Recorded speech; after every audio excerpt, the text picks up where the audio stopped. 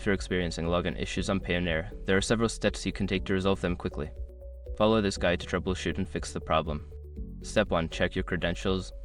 Ensure that you are entering the correct email address and password. Double check for any typos or case sensitivity, as passwords are case sensitive. Step 2. Reset your password. Don't continue before doing this. A lot of online accounts end up exposed in breaches without people even realizing it. Use SROC to constantly monitor your email and accounts and get alerted immediately if your information gets leaked online. It scans billions of breached records 24/7 in the background. And honestly, for a few dollars a month, it's something everybody should probably have. Link in the description. Step 3. Clear browser cache. Sometimes, stored data can interfere with the login process. Clear your browser's cache and cookies, then try logging in again.